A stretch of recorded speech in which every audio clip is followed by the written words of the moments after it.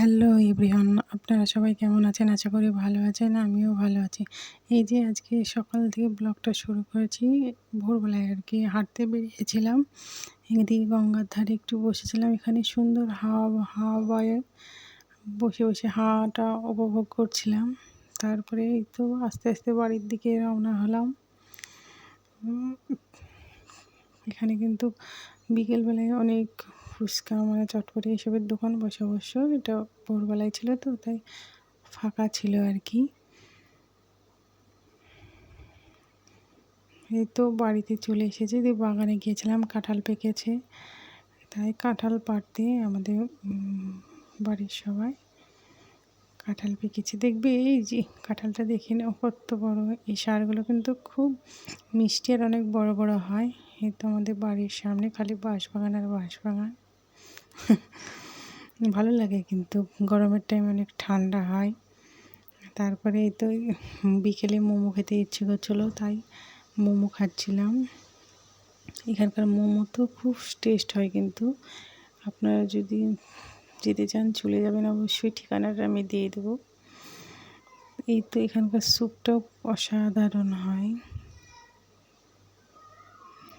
তারপরে একটু পেস্ট্রি খাচ্ছিলাম আপনাদের সঙ্গে, তাই একটু শেয়ার করার জন্য একটু খেয়েছি, বেশি খাইনি অবশ্য। আমার কাকার মেয়ে আর কি, বোন, ও খাচ্ছিল। তারপরে আমরা রাত্রেবেলায় সবাই মিলে বিরিয়ানি খেতে গিয়েছিলাম হোটেলে, মাটন বিরিয়ানি। ও সেই স্বাদ, সবাই মিলে খেয়েছি অবশ্য। এই দোকানের মাটন বিরিয়ানির তো খুব স্বাদ হয়, একবার যে খাবে সে অবশ্যই তাকে পছন্দ করতেই হবে, খুব সুন্দর স্বাদ হয়। এই তো এক্ষুনি আমি ভয়েস দিচ্ছি আর জিভে জল চলে আসছি।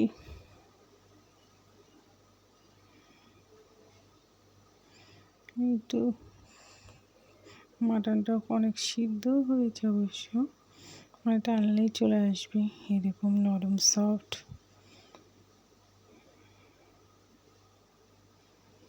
এতদিন ব্লগ দেওয়া হয়নি, আপনারা কিছু মনে করবেন না, একটু ব্যস্ত ছিলাম বাড়ির কাজে, একটা কাজে যাচ্ছি তো তাই পরে অবশ্যই শেয়ার করব আপনাদের সঙ্গে।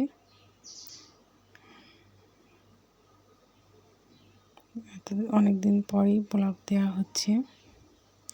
আপনাদের যদি আমার ব্লগগুলো অবশ্যই ভালো লেগে থাকলে লাইক, কমেন্ট, শেয়ার, সাবস্ক্রাইব অবশ্যই করবেন আরও নতুন নতুন ভিডিও পেতে।